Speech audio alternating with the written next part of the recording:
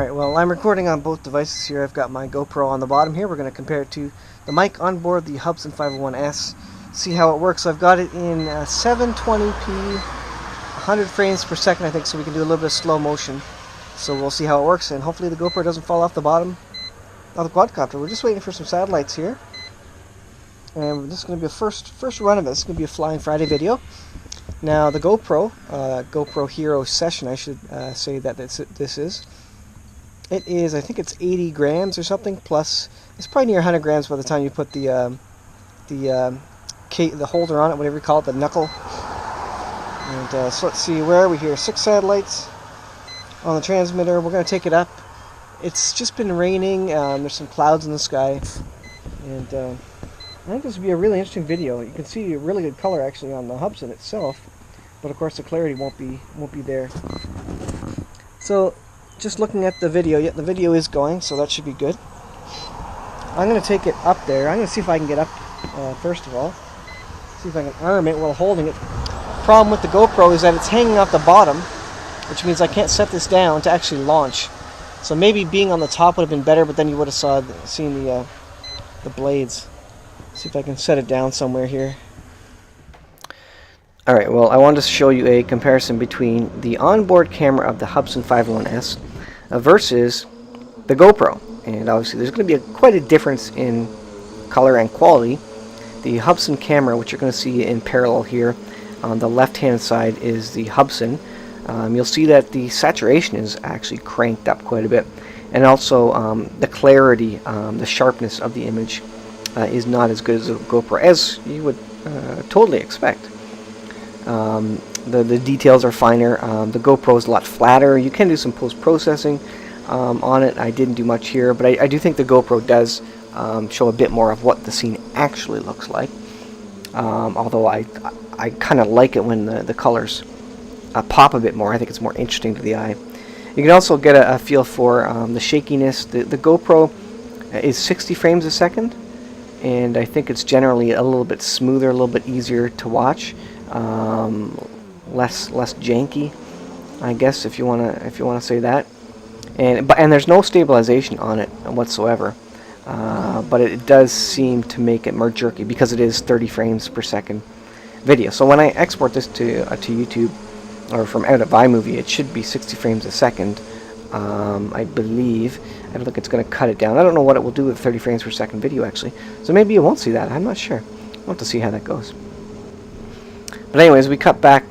So this is the pure Hubsan 501s video, and now we just cut back to the GoPro, which is strapped on. So what I have is I have one of the standard mounts, the flat mount. You get 2 flat mounts with the Hero 4 Session. So I just literally stuck it to the bottom of the quadcopter. That's why you can see the 2 points on the top, the 2 landing feet. It is angled down, so it's interesting. I don't know. It's kind of interesting that they're there. It actually makes, gives you a point of reference almost, but I guess it can be annoying as well. So I don't know. I guess it'd probably be ideal, especially if you're shooting kind of scenic views, to not have the feet in there. So pointing it down further would make more sense. You'll also get a sense for the sound, because obviously the Hubsan 501s doesn't have any audio, whereas obviously the GoPro does, and so you'll hear some of that in the background. So it's interesting. And you can also notice the GoPro kind of balancing between the darker ground and as you can see in the sky there, it's kind of whited out. So it's balancing, and then once it points up to the sky a bit more, then the sky gets a bit more bluer, like you see there, just a little bit. The sky's getting a bit bluer there. I'm just having fun here. It's been raining the last number of days, so I'm just kind of zooming back and forth. I almost actually put it into the river. It was maybe right there where I had to go full up thrust, because I pushed the throttle down just to kind of make it go down fast, but then it kept going down with the extra weight of the camera. The camera weighs, I think it's about 80 grams, and with the case and the mount, it's probably near 100 grams. I'm not sure exactly. It's similar, I guess, to the weight of kind of an extra battery on the bottom of it. I did get a solid 12 minutes out of the Hubsan, and the battery wasn't dead by any stretch then. I probably could have went for 15 minutes easily, and so that's not bad with having a GoPro strapped on the back. And like I say, I was just kind of having fun zooming around here. So this is 720 at 60 frames per second. I don't know that I'll do 1080. For one, the file size is massive, and I simply don't have the upload bandwidth to do something like that. And for two, you know, I don't know that it's necessary. At least when I'm watching YouTube videos, I can't even play 720 on the speed of my internet. So even on my, you know, big screen TV, I don't think I actually use that. And I know a lot of people are in the same situation. You know, there's no point necessarily to watch a 1080. It's nice to have. You know, if I had total, you know, not unlimited bandwidth. I do have unlimited bandwidth, but if I had unlimited speed, or a lot faster speed, then I'd probably do it just for archival purposes, so that the video quality was there for people who did want to watch it. But right now, you know, I don't have that. Now I'm kind of just zooming in and out, a bit more technical. You'll notice those big jerks back. I think the quadcopter was doing something funny due to the weight of the camera. Doing something funny was when I was in full forward thrust. You'll also notice if you look at the feet there, the camera's not wobbling at all. Like, it is solid on the bottom. So that worked really well. The problem was that I had no place to land it because it's sticking out of the bottom, which I hadn't really considered. I actually had to land it by catching it, which is a little sketchy because if you don't grab that thing, or if the sticker comes off that's attached to, you could end up getting chopped up, you know, your cuts in your hand or whatever. So there's a look. I'm just kind of in close there. I should maybe put in the other video of it looking at me. I'll do that in post-processing here.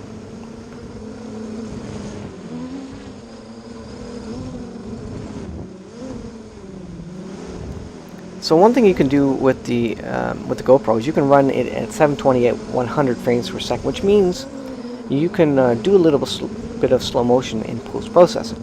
So actually, I lied when I said this was in 60 frames per second. This is actually in 100 frames per second. And when you import the video into iMovie, it actually makes some assumptions and changes part of the video, oddly, to slow motion. So the nice thing about shooting at the 100 frames per second is, like I say, you can cut up parts of it and make it into slow motion, which is kind of neat. You can see my fireplace going on there, and the Airstream in the background there. That's kind of neat. I think this will make for a much clearer, much more easy to watch video, obviously, than the onboard camera with the Hubsan 501s. For when I can actually get out there during the summer and get some nice shots of the coastline and other interesting things. Again, here I just didn't have any time. Figured I'd slap the GoPro on the bottom and see how it fared, especially with the higher frame rate. I don't know if this compares to the Garmin Virb. I think the Garmin Virb was very good about saturation, really made the images look real nice and fresh, but this being a cloudy day, I don't know that I can compare them. Again, you see some wobbliness there. It was a pretty calm day, all things considered. I think, you know, you can look at the water. I think the key with the stability of the video is, you know, if you go out on a calm day, you're going to get much better video. And a lot of the shaking here is just from the quadcopter dealing with the extra weight of the camera on the bottom. So there you go. There's another part where I almost kind of flew into the ground there, and I had to give it quite a bit of up thrust there.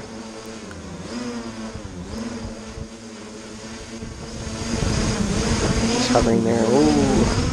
Let me let's see if I can put that in slow motion here. There we go. Just pause my voiceover for a second. Here, there's a slow motion. I put it to 25%. I think that's not bad. I think that seems like it's still probably 30 frames a second.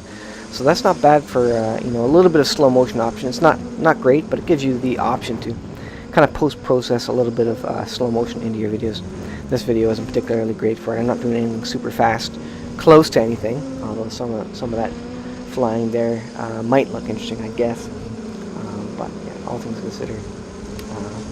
It gives me some neat options. I think the GoPro all around, it's also waterproof out of the box, so you don't even need a case on it.